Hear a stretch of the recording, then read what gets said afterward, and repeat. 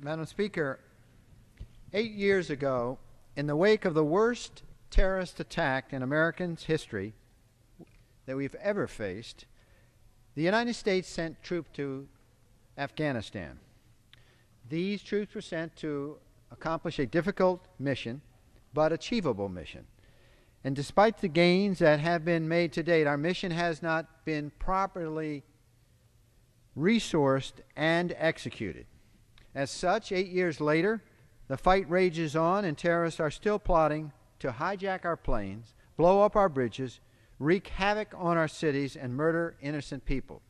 So the threat has not changed.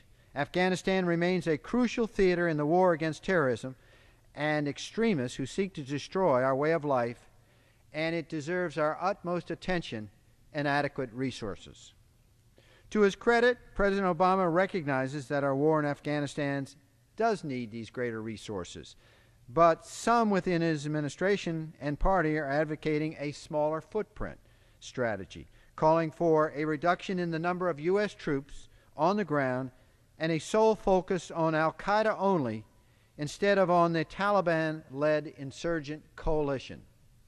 But a small footprint strategy did not work in Iraq. What did work was a robust counterinsurgency strategy backed by the surge of American troops.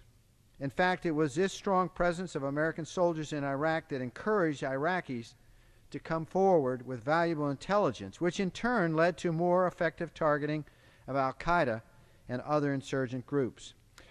My colleagues, this can be done in Afghanistan, but it also must include support by our European allies and other freedom-loving countries who desire to rid the world of terrorism.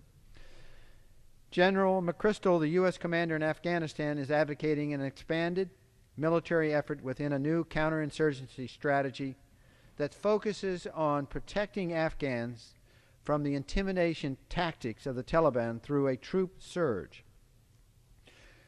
General McChrystal is highly capable and accomplished officer with an extensive counterinsurgency experience.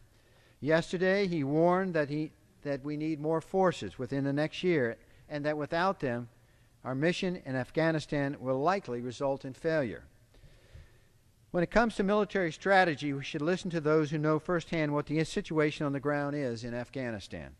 But, my colleagues, we must also look at the political infrastructure of Afghanistan to be sure its political leaders are representing the best interests of the Afghan people and political corruption is eliminated. It is clear that the Afghan military needs our help and our numbers and our help. But currently, there are only 173,000 men in the Afghan army and police. Compare that with Iraq. In that country, which is smaller and less populous, there are over 600,000 Afghan army and police. Clearly, we need to train more Afghan military personnel. Unfortunately, though, for the past 8 years, Afghanistan has not been a properly resourced war. The new strategy proposed by General McChrystal and General David Petraeus is focused on expanding and improving Afghan forces with better training and embedded advisors, and forming a true partnership and trust between Afghan units and American units with the end goal of growing the Afghan army and police to the point where U.S. troops could be reduced dramatically.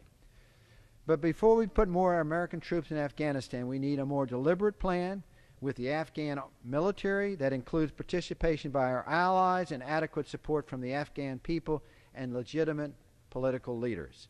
The reality of the situation on the ground in Afghanistan is that it would take another 2 years to expand Afghanistan's forces to around 300,000 personnel. Experts suggest that at least 360,000 Afghan troops and police are needed to adequately fight the counterinsurgency and to effectively police the country's 33 million inhabitants. This is the key to our success. One thing we must not forget is that a withdrawal at this critical juncture would destabilize Pakistan, an ally in a region of instability and a country in possession of nuclear weapons. So, my colleagues, we need a new strategy that can work.